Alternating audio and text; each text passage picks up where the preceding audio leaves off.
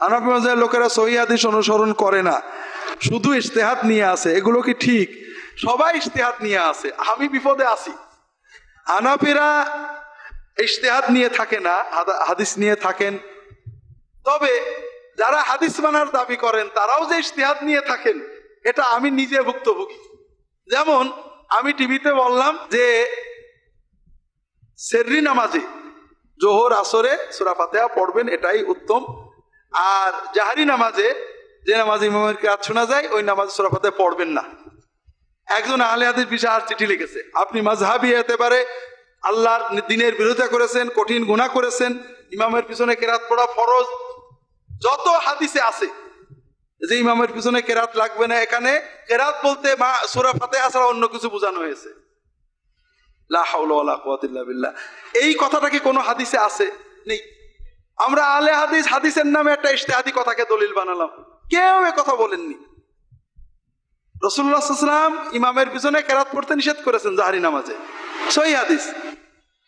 আর যে হাদিস দিয়ে দলিল দেওয়া হয় ওটাকে আলবানী দঈফ বলেছেন, যে ইমামের পিছনে জাহরি নামাজে পড়বা না ইল্লা আন তাকুনা ফাতিহাতুল কিতাব, এটাকে আলবানী দঈফ বলেছেন। কিন্তু ইজতিহাদ দিয়ে সহিহ হাদিসকে জয়ীফ করা, জয়ীফ হাদিসকে সহিহ করা, এটা শুধু হানাফিদের ব্যারাম না, এ আল্লাহর রহমতে সবারই ব্যারাম।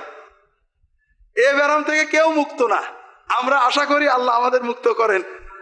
বিষয়টা হলো, আসলে আমাদের নফসের থেকে বেরোতে হবে, হানাফিদেরও বেরোতে হবে, আহলে হাদিসদেরও বেরোতে হবে। যারা আহলে হাদিস বলে দাবি করে সহিহ হাদিসকে উল্টে দিচ্ছেন, এটা তো ঠিক হবে না। সহিহ হাদিসকে ব্যাখ্যা করে দিচ্ছেন। রাসূলুল্লাহ সাল্লাল্লাহু আলাইহি ওয়াসাল্লাম বলছেন, ইন্নামা জুইলাল ইমামু লিইউতাম্মা বিহি ওয়া ইযা কাব্বারা ফাকাব্বিরু ওয়া ইযা ক্বারাআ ফাআনসিতু। ইমামের অনুসরণ করে, ইমাম আল্লাহু আকবার বললে তুমি আল্লাহু আকবার বলবা, ইমাম কিরাত শুরু করলে তুমি চুপ করে থাকবা। এটা ক্লিয়ার কথা। এখন আপনি বলছেন না, কিরাত মানে ফাতিহার পরে। কোথায় পেয়েছেন কিরাত মানে ফাতিহার পরে?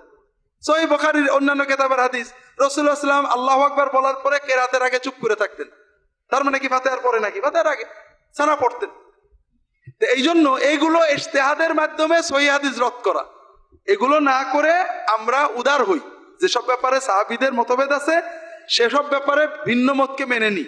হানাফিদেরও সহিহ হাদিসমুখী হতে হবে, আবার আহলে হাদিসদেরও অবশ্যই ইজতিহাদের সুযোগ দেব। কারণ শুধু হাদিস দিয়ে